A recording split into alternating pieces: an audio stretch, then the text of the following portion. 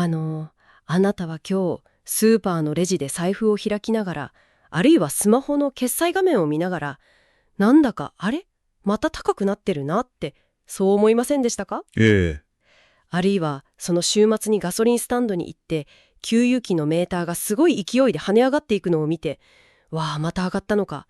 今月もやりくりが厳しいなって、ため息をついたかもしれないですよね。はい、わかります。多くの人が今日常的に感じている感覚ですよね。じわじわと首を絞められるような、痛みというか。そうなんですよ。でも最初に申し上げておきたいのは、それは決して気のせいではありませんし、あなたの節約の仕方が悪いからでもないということなんです。はい。あなたが悪いわけじゃないんですよ。じゃあ一体犯人は誰なのかって話ですよね。そうですね。実は今、地球の裏側にある、幅わずか 50km の海峡がですね、あなたの家計に静かに、でも確実に手を伸ばし始めているんです。はい。今回の徹底解説では、毎月の生活費を押し上げている、この知られざる要因について迫っていきたいと思います。よし、これを紐解いていきましょう。よろしくお願いします。幅 50km っていうと、だいたい東京から鎌倉くらいの距離なんですよね。ああ、そうか。意外と狭いですね。ええ。地球全体のスケールから見れば、ほんの針の穴のような場所なんです。そうですよね。その場所の名前、皆さんも聞いたことがあるかもしれません。ホルムズ海峡です。中東のイランとオマンの間にあるこの小さな海路をですね、なんと世界の原油輸送量のおよそ 30% が通過しているんですよね。はい。そして日本という国に焦点を当てると、さらに深刻な事実が浮かび上がってきます。というと？日本の原油輸入の約 90% 以上は海外に依存していて、その大半が中東産なんですよ。つまり、この幅50キロの海峡は日本のエネルギーにおける大動脈であると、同時に、致命的なアキレス腱でもあるわけです。アキレス腱、確かに。だからこそ今日の私たちのミッションは、この遠い中東の地政学的なリスクをただの国際ニュースのヘッドラインとして終わらせないことなんです。そうですね。リスナーのあなたの毎月の家計簿とか大切な資産を守るための自分ごとに翻訳していくっていうのが今日の目的です。はい、非常に重要なテーマだと思います。最悪のシナリオが起きた時、世帯年収とかライフスタイル別にどんな影響が出るのか、そしてインフレ根拠下で実質的な購買力を守るために今週末からできる具体的な備えについてしっかり考察していきますよ。ええ。なぜこれが重要かっていうと、私たちがこのリスクの現実味を肌で感じるような出来事が、実はつい最近起きたばかりだからなんです。はいはい。いわば、これからお話しする本編に対する予告編のような出来事ですね。2024年初頭に起きた公海とスエズ運河の危機のことですね。その通りです。これがなぜ私たちの生活に直結するのかっていう一番わかりやすくて衝撃的だった例がありますよね。北海道のコンビニチェーンのセイコーマート。ええ、ありましたね。あそこから定番商品のナポリタンスパゲッティが突然消えたっていうニュースです。そうなんですよ。コンビニの棚からパスタが消える。これ一見すると中東の海とは何の関係もないように思いますよね。思います思います。北海道と中東ですからね。ええ。でもこれこそがグローバルサプライチェーンの、なんというか恐ろしいメカニズムなんです。なるほど。事故の発端は、公海周辺で商船に対する攻撃が相次いだことでした。そうですね。特定の政治的背景とかは別にして事実としてあの海域を民間の船が安全に航行できなくなったわけですよね。ええ、その結果どうなったかというと、マースクなどの世界の海運大手が、公海とスエズ運河を通るルートの利用を全面停止したんです。全面停止。はい。そして、アフリカ南端の希望網を大きく迂回するルートに変更しました。そこなんですよ。ニュースではよく迂回したって一言で片付けられがちなんですけど、迂回するって具体的にどれほどのダメージがあるんですか？希望網ルートへ迂回するっていうことは、航海日数が平均して10日から、2週間ほど余分にかかることを意味するんですよ。ちょっと待ってください。2週間も海の上で過ごす時間が延びるんですか？そうなんです。それってつまり船員さんたちへの日当とか船を動かすための莫大な追加の燃料代、それから食品を運んでいるなら冷凍コンテナをずっと稼働させ続けるための電力コストが毎日毎日加算されていくってことですよね。まさにその通りです。それに加えて、戦争保険料、ウォーリスクプレミアムって言われるものの存在が重くのしかかってきます。保険料ですか？危険な海域を航行する、あるいは迂回して日程が延びることで、船にかけられる海上保険料が通常の数倍に跳ね上がったんです。結果として、コンテナ運賃は一時137% も上昇しました。137%。倍以上じゃないですか。はい。世界貿易の 15% を担うルートが少し乱れただけで、世界中に強烈なインフレ圧力が波及したんですよ。なるほどな。つまりサプライチェーンの崩壊って単に物が届かなくなることだけじゃないんですね。迂回路っていういわば大渋滞した下道を無理なり走らされることでガソリン代も保険代も人件費も雪だるま式に膨れ上がって、そうです。最終的にそのツケが私たちがコンビニで買うパスタの価格にドカーンと上乗せされるっていうメカニズムなんですね。まさにその通りです。なんか高速道路で事故が起きて全員が一般道に降りた結果、街中が大渋滞になって経済活動そのものが麻痺していくような状態ですね。非常にわかりやすい例えですね。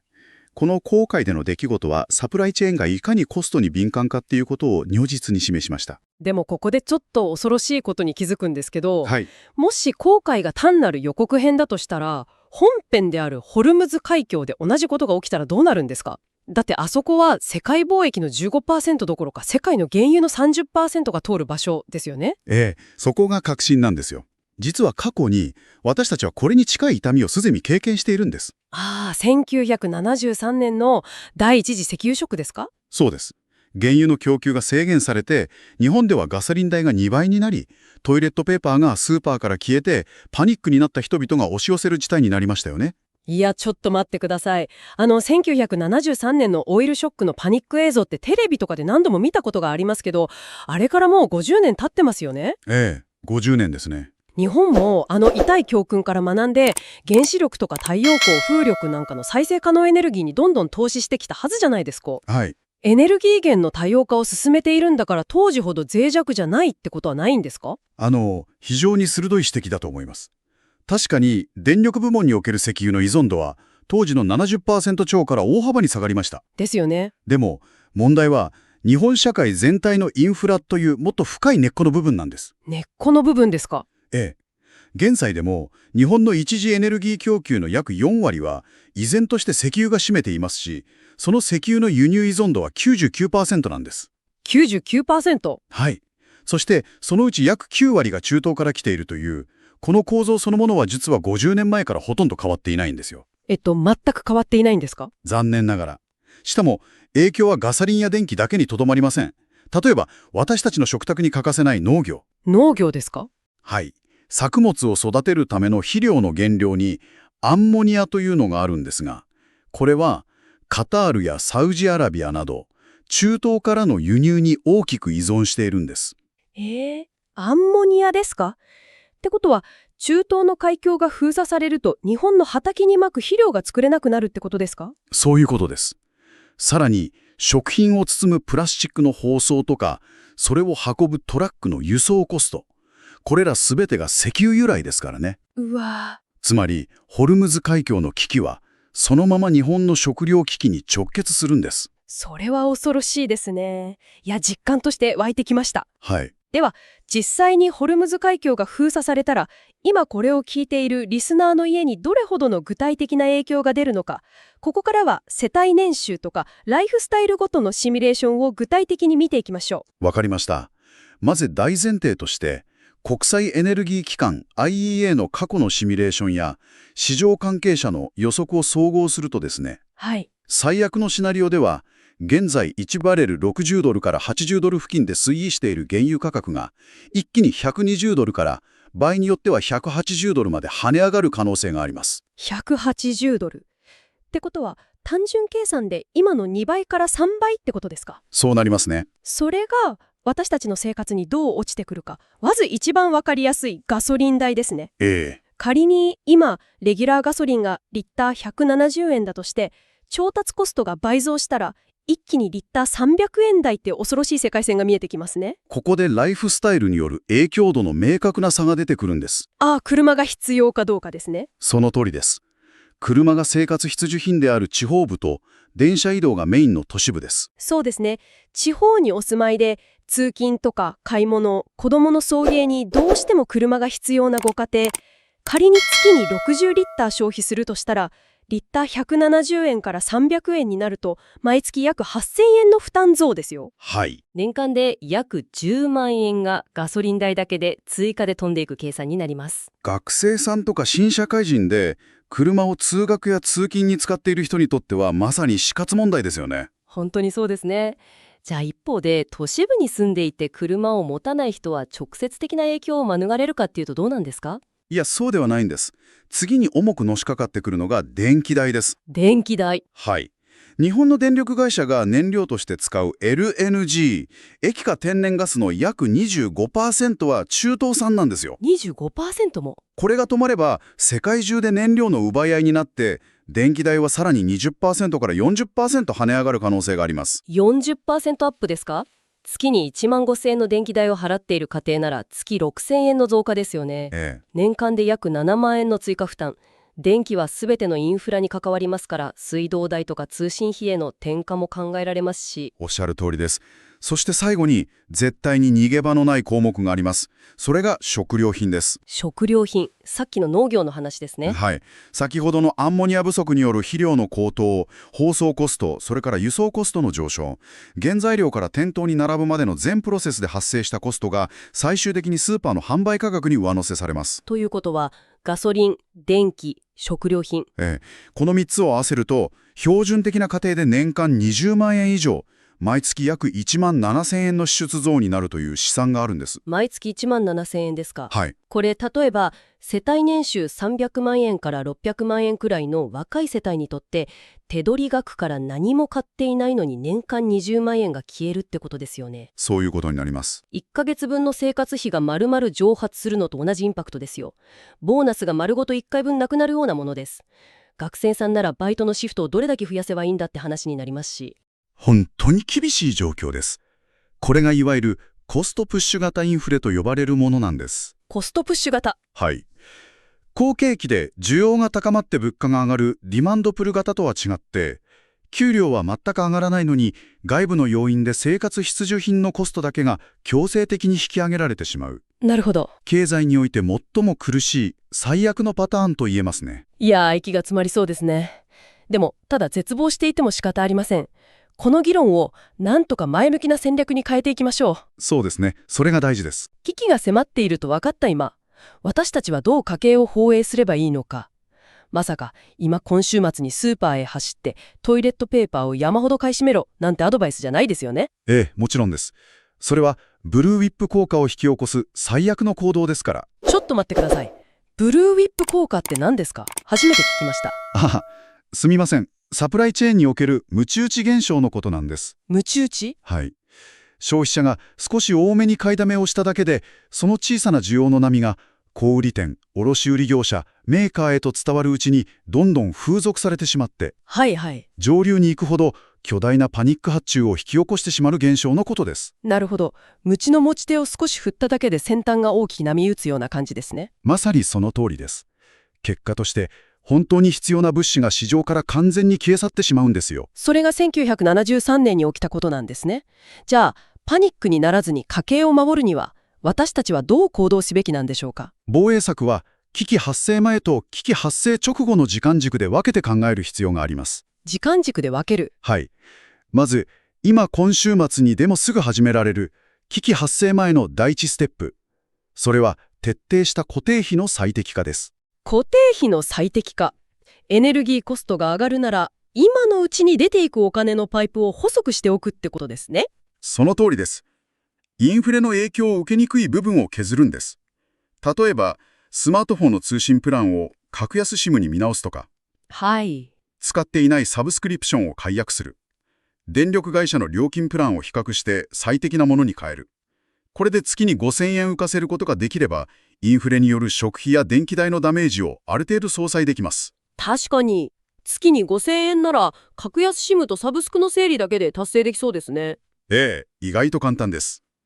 そして第2ステップとして、インフレや円安環境下で実質的な購買力を守るための資産防衛策ですね。資産防衛、専門用語なしで言うとどういうことですか？これが非常に重要なんですが、1973年の教訓を振り返ってみましょう。当時、銀行に円の預金だけをしていた人は、物価が2倍になったことで、現金の価値が実質半分に目減りしてしまったんです。うわ、100万円持っていても買えるものは50万円分になっちゃったと。そうです。一方で、事前にゴールド、つまり金ですね、とか、外貨建ての資産を持っていた人は、購買力を守り抜くことができたんですよ。つまり、日本円という一つのカゴに全ての卵を入れている状態が一番のリスクだということですね。その通りです。日本円の価値が下がっても、価値が連動して下がらないものを少しずつ買っておくっていうことですね。はい。全財産を投資に回す必要はないんです。毎月数千円からでも構わないので、NISA などの非課税制度を活用して、世界中の株式に分散投資するインデックスファンドを買うとか、あるいは外貨預金、純金積み立てのような現物資産に少しずつ資金を移しておく。これがインフレに対する強固な盾になります。なるほど。投資って聞くと難しそうですけど、要は円以外の置き場所を作るってことですね。そして第3ステップは何でしょうか？第3ステップが日用品のローリングストック、普段から少し多めに買っておくやつですね。はい。トイレットペーパー、洗剤、プラスチック製のゴミ袋など、石油由来の生活必需品は、パニックになってから買いに走るのではなく、普段から1ヶ月から2ヶ月分を少し多めに備蓄をしておくんです。はい。そして、使った分だけ買い足していく。この循環備蓄を日常のルールにすることです。これは災害時の備えにも直結しますからね。確かに。地方と都市部で優先順位も変わりそうですね。車が必須な地方なら、ガソリンスタンドの割引会員に今のうちになっておくとか。素晴らしいです。あとは近所の買い物なら自転車で行けるように、代替の移動手段を整備しておくことも立派なリスク管理ですよね。おっしゃる通りです。それぞれのライフスタイルに合わせた備えが大切です。そして最後に危機発生直後の対策です。もし本当に海峡封鎖のような事態が起きてしまって、家計がショートしそうになった時ですね。はい。そういう時、焦って高金利の借金などをしてはいけません。じゃあどうすればいいんですか？公的な支援制度を活用するんです。セーフティーネットですね。